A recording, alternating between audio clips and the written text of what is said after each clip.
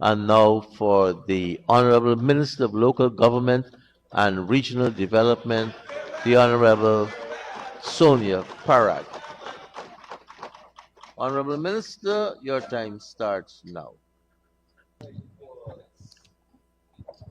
Mr. Speaker, for the sixth time since the PPPC government took office in 2020, I proudly rise in this honorable House to lend my unwavering support to a budget that yet again reflects our government's timeless commitment to progress and prosperity. I extend my sincere appreciation and congratulations to my colleague, the Honorable Dr. 𝐁𝐔𝐃𝐆𝐄 and his dedicated team at the Ministry of Finance, my other esteemed colleagues and their staff, and my own staff from the Ministry of Local Government and Regional Development. I say thank you to all of you. Mr. Speaker, I do find it quite disturbing, unsettling to say that before me, I had an individual, a member of this House, who has the title of Shadow Minister of Local Government and Regional Development. The truly disturbing part is that I cannot imagine how a relatively young and vibrant person as myself is capable of casting such an enormously uninspiring shadow. Mr. Speaker, that was the most disappointing budget speech I have heard from the Honorable 𝐁𝐔𝐃𝐆𝐄𝐄 Mahipal in all of the presentations that he has made. And perhaps that was not a performance for the people of Guyana or for the PPPC government, but for maybe the leader of the opposition. And before I even get into the budget, I will speak to Mr. Mahipal, honorable member, and dispense with him and move on. Mr. Speaker, when I came in to local government, I heard the chatter of Mr. Mahipal being an officer in the Ministry of Local Government and Regional Development. And it prompted me to do a little bit of research of my own to see what exactly the honorable member had as his functions in the Ministry of Local Government. And you would be surprised to know, or perhaps not, that he carried the title of Regional Information Officer. Misinformation. And in the ordinary context, it would mean somebody who has a public relations duty. But this particular member, Honorable Mahipal, was bringing and carrying news. That was all it was, bringing and carrying news. Fake news. And fake news. Further, Mr. Speaker, Mr. Mahipal's designation changed from Regional Information Officer to Community Development Officer. So I went even further. I called the regional officers to find out whether there was in fact a file, because you know Mr. Mahipal comes to the Honorable House and he pontificates and he brings a 97% AI speech and he comes like he knows everything that's going on and that he is the most pious individual.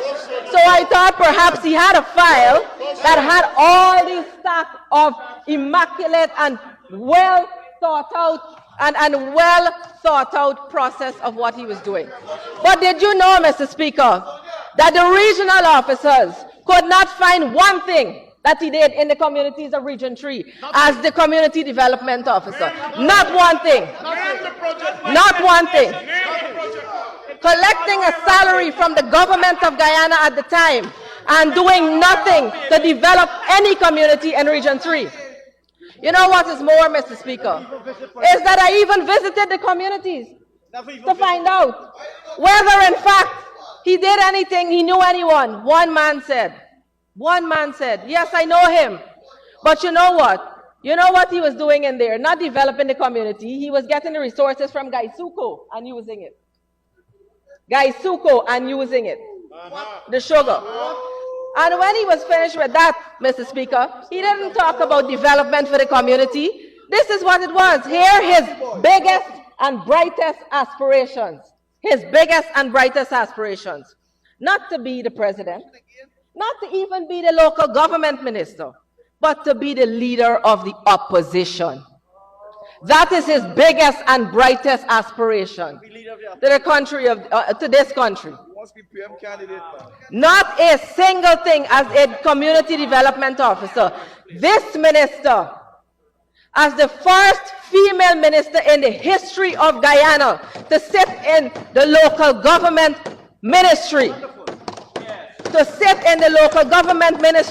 where this government, the PPPC, had the foresight to see that women can play a great leadership role in government. And a gentleman who was on the other side, an officer in the very ministry for years, did nothing to contribute to the development of any community. And you know what? And you know where the evidence is? When they licked them up in region, all the communities in the local government elections and the general elections. That is where the evidence was. Listen, my boy, listen.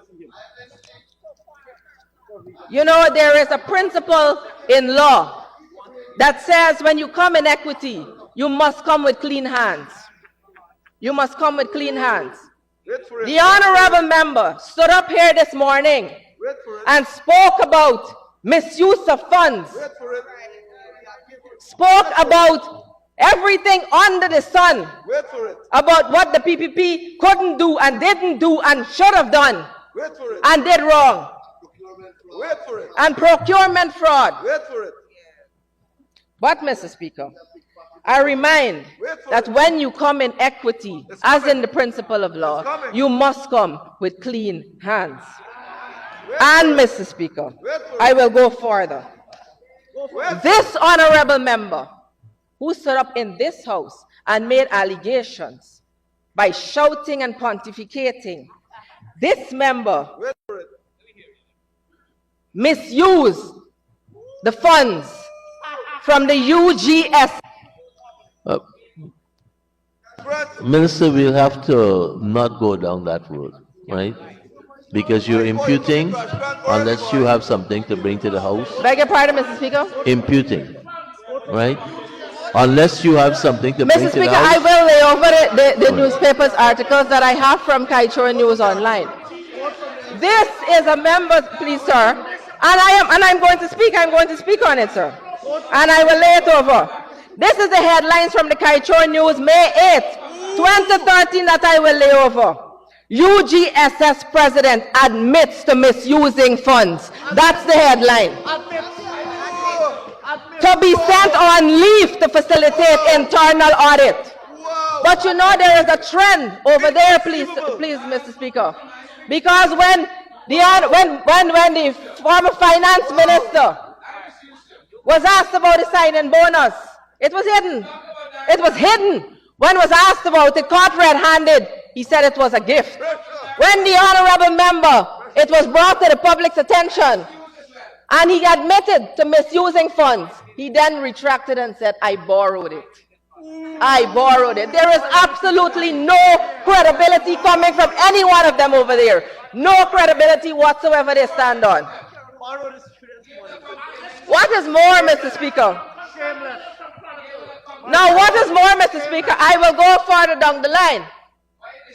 This honorable member, again, an officer who is being paid by the government in 2020, His Excellency was sworn in on the 2nd of August 2020.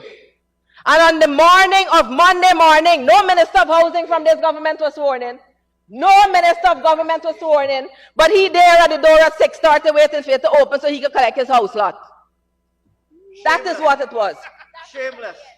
Waiting at the door to collect it right after the president was sworn in on Sunday, hurrying to get it. And you talk about wanting to take care of the people, you took care of yourself first. First. You took care of yourself first. I'll go down the road, Mr. Speaker. I sat in this facility for 33 days in the 5 months that they were trying to steal the elections, 33 days, and all 33 days, this gentleman, the honorable member, stood in this house. Stood in this house. The name calling. Stood in this house and aided and abetted the rigging of an elections in 2020. You know, when the people knew who he was, not as a community development officer, they knew him from going on the media outside of this facility and try to justify why they were rigging an elections and come in this honorable house and use words like democracy. Use words like democracy when you have committed the worst, the most heinous crime on our constitution and our people in this country. And you stand up and you want to stand on legs of credibility, come with clean hands first. Come with clean hands first. My boy, you bring your lawyer, boy. You bring your lawyer, my boy. My boy, you brought your lawyer. You brought your lawyer. Mr. Speaker. You brought your lawyer. My boy, you Mr. brought Speaker, your lawyer. I will now move. Your attorney. And Mr. Speaker, the honorable member can come to this house and say whatever grade he believes anybody can get. But that honorable member has never sat where I'm sitting. That honorable member has never achieved what I have achieved, even being an officer in the Ministry of Local Government. And I will tell the honorable house just what the Ministry of Local Government has achieved over the years. So hold on. Thank you, Sonia. I'm moving on now to the Honorable Vince Roy Jordan, who spoke about also everything under the sun and region number 5. And region number 5. Tell them. Tell them, Sonia. So let's talk. Let's talk, Honorable Vince Roy Jordan. Tell them. You can't take it. Tell them. With much clarity. Tell them. Mr. Speaker, I was assigned earlier as the ministerial representative for region number 5. And the honorable member lives in one of those villages. Now there was an outreach, and this is for all the youngsters. There was an outreach that was held where a resident of Belladrum asked that a community building be used as a hub, for a computer hub for the development of the youths in that area. Tell them, For that area. So I went back, I called the resident, I went back to that community hub. So she can show me how we can be able to rehabilitate it. But lo and behold, the Honorable Vince Roy Jordan drove himself from Lovely Lass to Belladrum and stood up in front of the door.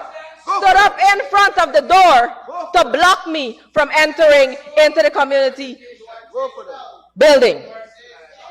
Under the guise of not having the keys, of it being robbed, they have to do an inventory, and so God knows if they swallow the keys or they throw away the keys or whatever it is. But they stood up there, and he not only blocked the door, but he blocked the development of the youth in Belladrum. Why you don't go back and tell them that? And Mr. Speaker, when I put it on live, when I placed it on live, Mr. Vince Roy Jordan, the honorable member, jumped on a live of his own and changed the story from a missing key so that the PPP want to establish an office in Belladrum. Well, I want to tell you something, sir. The PPP can go to any corner, any community. They don't have to set up an office. They will be effective anywhere they go. Anywhere they go, they will be effective.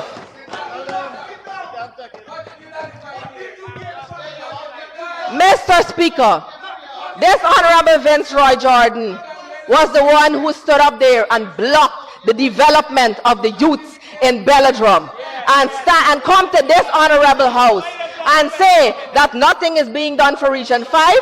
Mr. Speaker, I am there every week, and I can tell you the development on the agriculture. I can tell you the development on the education. I can tell you the development on the Ministry of Health.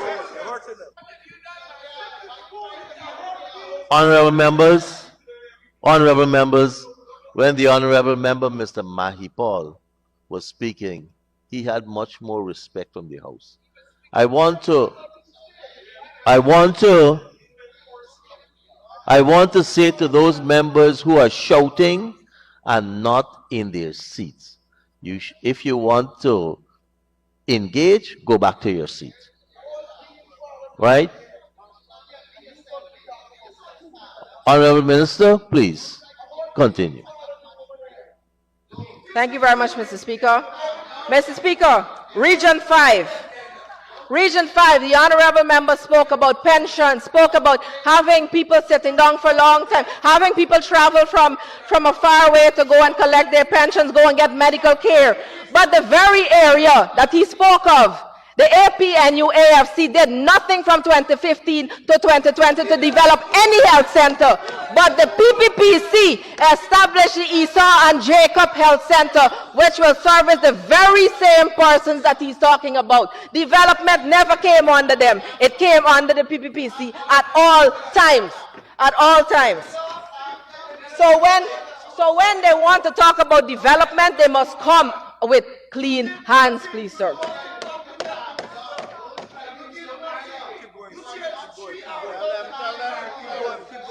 You want to know something else, Mr. Speaker? In all of the years, 2015 to 2020, they talk about the Bushrot School. They did nothing.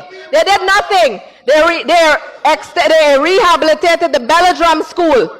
And up to now, Mr. Speaker, this government is expending money to maintain that school because of the poor job that was done on that school. And we're building 3 more schools in that region. So do not come here and tell me that we have done nothing. Don't come here and tell me that.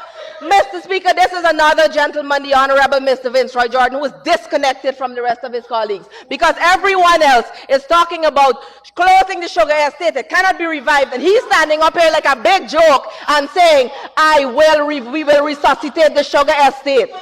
So disconnected from the rest of your colleagues.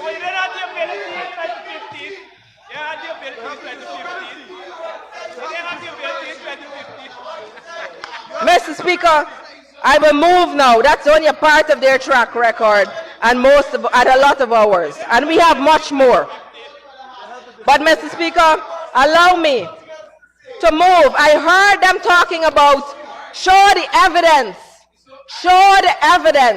of rigged elections. Well, here is what, Mr. Speaker.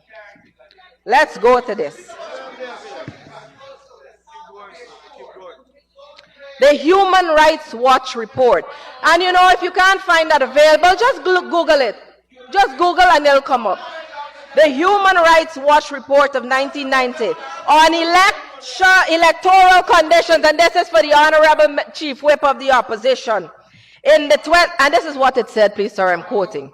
In the 24 years since independence, massive systematic electoral fraud has denied the Guyanese people their right to freely elect their government, unable to express themselves politically in free and fair elections, and constricted by the repressive pressures of a single dominant party. Hundreds of thousands of Guyanese have sought freedom by emigrating principally to the United States and Canada. That is what you did. You drove the people out of their own country.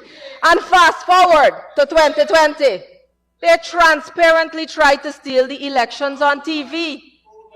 Imagine back then you had a TV, you had a phone, they're throwing ballot boxes in the trench. 2020, on TV, with observers in their presence, they tried to steal elections and hold the Guyanese people hostage for 5 months, collapsing our democracy in our country, placing us on a global scale of embarrassment. And they stand here and want to talk about credibility and democracy. You are not qualified to speak on those 2 terms. You are not qualified to speak on those 2 terms.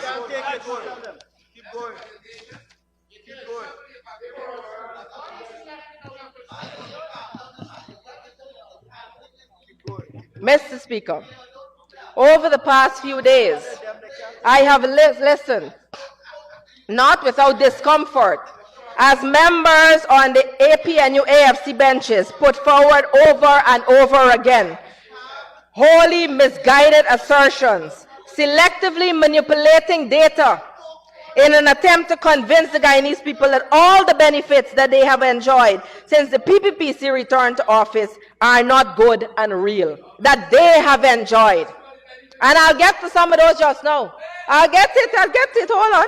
You have to listen. And Mr. Speaker, the phrase that keeps resurfacing is track record. It seems as though these honorable members are either intent on rewriting history by word of mouth or under the mistaken belief that the people of Guyana will not hold them accountable for their own track record. Let us be clear, Mr. Speaker. There is only one party in Guyana, and I say this without fear of contradiction, that there is only one party in Guyana whose track record boasts of progress, development, and unity, and that is the People's Progressive Party Civic. Mr. Speaker, every time we bring the facts to this House, the opposition members, they scramble for cover. They scramble for cover, crying that we're going back to the past.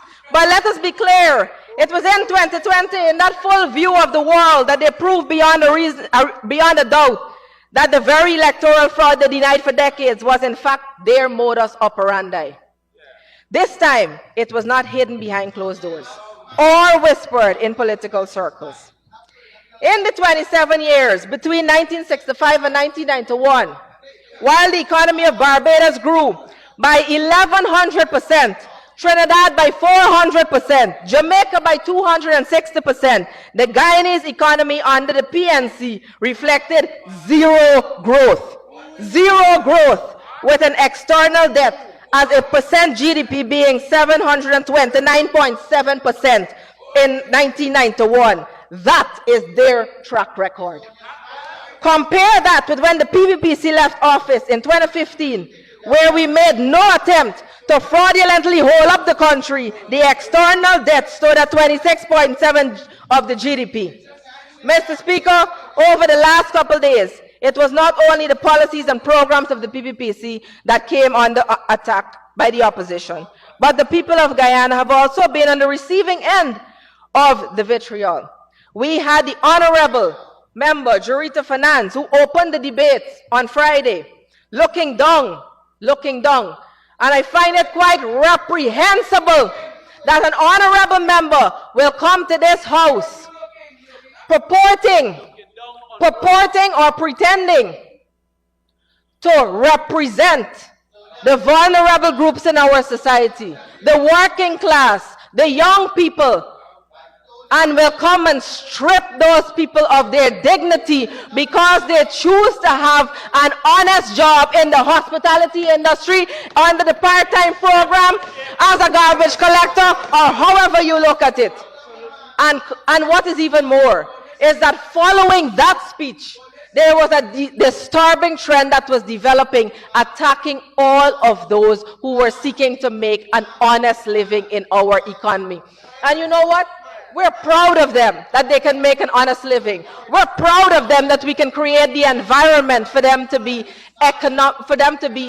financially stable.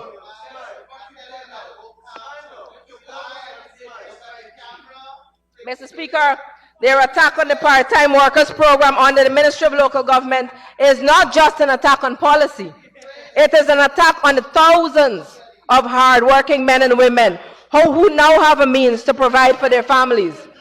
And let us be clear, when the opposition belittles this initiative, as the Honorable Ramjatan called it a slush fund, as someone else called it, belittle the people who are actually working in these positions, they are effectively telling over 15,283 workers, 75% of whom are women, that their effort, their dignity, and their financial independence means nothing. They are telling these women we now have an opportunity to earn an income they previously did not have, that they are simply wasting time. This is coming from the very same people who kept quiet when in 2015 to 2020, They were telling people to go fry plantain chips and sell it, to go sell dog food. And you know what? Even if you sell plantain chips or dog food, you would have done an honest job. But you all didn't attack it then, but you're attacking the people who want to upgrade themselves. The part-time program. Numerous persons in Region 3 have moved on from the part-time program and have become nurse aides. Nurse aides. They have taken the opportunities that the government have given them to upgrade themselves. Some of them have gone into permanent employment. So, honorable members, when you're looking down on these people, be careful what you do, because it's the very same people you're going back to for their votes. Mr. Speaker, let us talk about what this so-called waste of time looks like. Through the Pathway Workers Project, 2,558 of the 15,000 workers are from the hinterland, Region 1, Region 7, and Region 9, who have been able to secure employment and contribute meaningfully to their households and their communities. This government has invested billions annually to ensure that these workers are not only earning a living, but are part of an inclusive economic structure that values their contribution. And what does that mean? Over 11,000 women, listen carefully, over 11,000 women now have financial autonomy with billions of dollars flowing into their hands each year. And this program has gotten $11 billion this year, which will see the expansion of the program, including and bringing in more persons who were previously unemployed and can now be gainfully unemployed for 10 days a month and can get a second job if they wish. That is development. Mr. Speaker, this is what the opposition considers a waste of time. Supporting our mothers, daughters, sisters in achieving financial stability something to scoff at? I think not. This government, on the other hand, values and respects every work in every sector.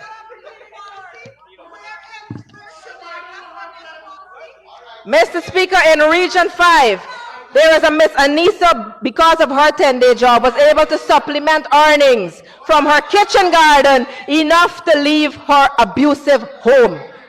They don't know the stories of young Christopher of Region 2, who works a 10-day job just so that he can both earn and physically take care of his sick mother. And these are the people that you are knocking every time you come in here and belittle them.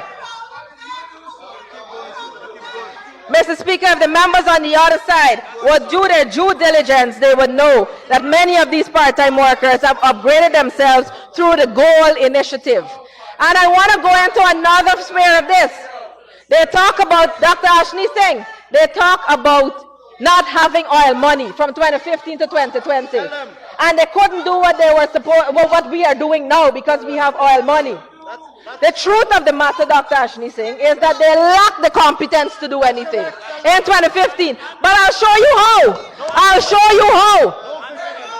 This government awarded nearly 30,000 ordinary Guyanese scholarships online to pursue tertiary and technical education. Do you know that while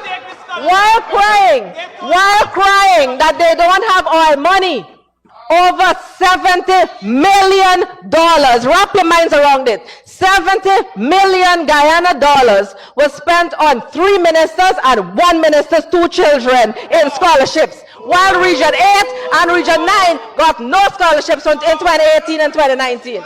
None. And you didn't have oil money, but you could have taken that money and used it. But no, you didn't want to do that. You used it on yourself. You used it on yourself. In the Ministry of Local Government, here you go. Most of the money went into recurrent and not capital in 2015 to 2020. But you know also that was a trend throughout the other sectors. But you know why? They were using the money for their own benefits. Medicals abroad. The president had the most expensive vehicle of any president in the history of Guyana. And all, oh, and I have another one for you. You want to talk about misusing funds and not having all money? Here, the biggest one, Dr. Ashney, saying, you know this, you were in Parliament, you know this. $150 million spent on a feasibility study for the Demerara Harbour Bridge. And when an honorable member for the PPPC stood up in this Parliament, in the Parliament previously, and said, broke it down, that is 2.5 million Guyana dollars per a page of that feasibility study. A feasibility study which they did not use. So you want to talk about misusing funds? You want to talk about the honorable minister who had bed sheet bangles, brooches, and whatever else from his ministry? You want to talk about the honorable minister then who gave herself contracts through Video Mega? We can talk about all of that. We can talk about all that. You want to talk about the REO in Region 5 in 2017? Out of $90 million for drainage and irrigation, $59 million was given to one contractor. Auditor General report. You want to check that? You want to talk about it? We can talk about it. We can talk about it. We can talk about it. Again, when you're coming to this honorable house, come with clean hands. Don't come and tell us that you didn't have oil money and you couldn't do this and you couldn't do that. Minister Ashney, Minister 𝐁𝐔𝐃𝐆𝐄, if on any given day a Guyanese wants a good laugh, they can pick up this. They can pick this up. They want a good laugh, they can pick this up. I laughed the whole way last night. All laugh for hours. Let's go. Ministry of Local Government, on the local government. And you know what? The Ministry of Local Government didn't exist in 2015 to 2020. They merged it under the Ministry of Communities with 4 other ministries. Right? Why? Because you can't take the blows? You don't want me to go on? Hey, let's talk about this. Page 17 of the APNU AFC's manifesto. Regional and local government priorities. Here we go. They announced the date for... Minister, before you go, you'll need an extension. Mr. Speaker, I can't hear myself. Mr. Speaker, I can't hear myself. I would like to ask... I can't hear you either. I'd like to ask that the honourable member be given 5 minutes to conclude her statement. Thank you, Minister Teixeira. Minister Parag, you have 5 minutes to conclude your speech. Let's talk about the manifesto. I'll jump straight to page 21. Look, the strategic plan for Region 10. Listen to this, Minister Ashney, again. That's the point 1. Create a strategic development plan for Region 10. Rescue and modernize the bauxite industry. Invite and support foreign investment for reputable and known multinationals to develop an aluminum industry in Guyana. Create new jobs. These are the same people who closed down the call center and locked people out of jobs. When the PPPC came in office, restored the call center, 250 persons now have jobs in Region 10. And talk about job creation. Develop 200 hectares of intermediate savannas for citrus cattle. Lowenfield, the CEO of the rigging machine of GCOM, gained most of that land. Intensify block making capability to support the APNU AFC housing program. Transform Linden to make it the main entry point for ecotourism. Yes. Establish a University of Guyana campus in Linden, offering courses relevant to the development needs of 7, 8, 9, and 10. This government made the University of Guyana free. The Ministry of Local Government and Regional Development will improve on their solid waste management this year. They have gotten the budget of 13.2. We have engaged the people of the community. We don't sweep issues under the rug. We have the political will, we have the competence, and we will take the political responsibility to get it done. And so, Mr. Speaker, with that, We will have new compactor trucks equipping the NDCs.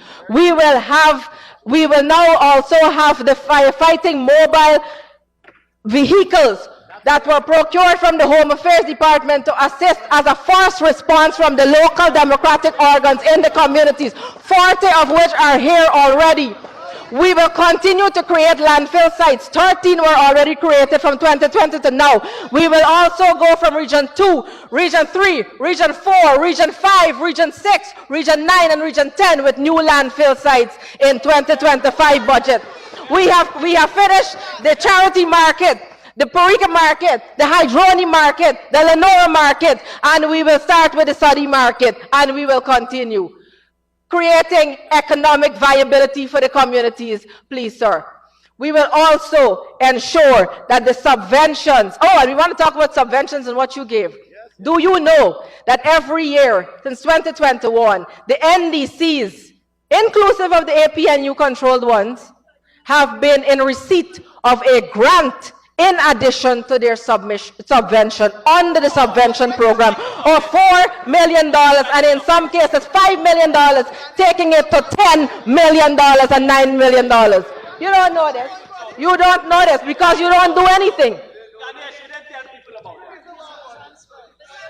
You don't know that. This year, $2.8 billion is under the subvention program, and we will ensure that the NDCs can utilize them to enhance and upgrade their communities. We will strengthen the regional system by putting the Citizens Desk in the NDCs to accommodate all of those pensioners, those public assistants, all the services that government are being offered, all the services that are being offered by government, in terms of accessing information and where they can go. Pensions right now are being paid in the communities. It's being paid in the communities. And the bare minimum standards will be established and already being established at the health centers across the country and the schools across the country. One of the first service meetings we had this year was with the Ministry of Education, the Ministry of Health, the Ministry of Local Government, the RHOs, the REOs, and the REDOs to ensure that we implement these things. What are they? Putting a shed, ensuring that we have proper sanitary blocks, make sure the buildings are painted, make sure the facilities are working, ensure that we have proper seating, and for those patients and those residents who are chronic patients of those health centers, they are to create a register and they are to be given 3 months supply at a time of their medication. Excellent. Excellent. All the schools will be painted, the walkways will be done, the tarmacs will be looked at, and facilities inclusive of the sanitary blocks will be done. So you want to know where the regional money is going? That's where it's going. And if we're to just take Region 3, upgrade health centers, post there, Belle Plaine, Belle West, Blenheim, Caledonia, Zealandia, Canal Number 1, Canal Number 2, Dekendron, Fort Island, Good Intent, Greenwich Park, Lagrange, Louisiana. And we can go on and on from every single region that we have, Mr. Speaker. Every single region. We can upgrade it. Oh, Mr. Speaker, the Honorable Member Ronald Cox spoke earlier about the things that the APNU AFC did, and his biggest accomplishment was the 5 Bs. The 5 Bs. But do you know that the bus from the 5B in Region 1 has been down since 2018 and cannot be taken care of because of the maintenance cost since it has been bought? Well, we are going to add one more, brainless. We're going to add one more word to that 5B. We're going to make it 6 Bs, brainless. Brainless. Minister, you have 30 seconds to wrap up. Thank you very much. All the regions, we have done tremendous work through the Ministry of Local Government in collaboration with the Ministry of Education and the Ministry of Health. And at this point in time, Mr. Speaker, I will close by saying, no weapon formed against the development and progress of this country shall prosper. No amount of noise, distraction, or political theatrics can erase the fact that this government is delivering real results for the people of Guyana. We stand resolute and unwavering in our commitment to progress. Mr. Speaker, I thank you and I wholeheartedly support this budget.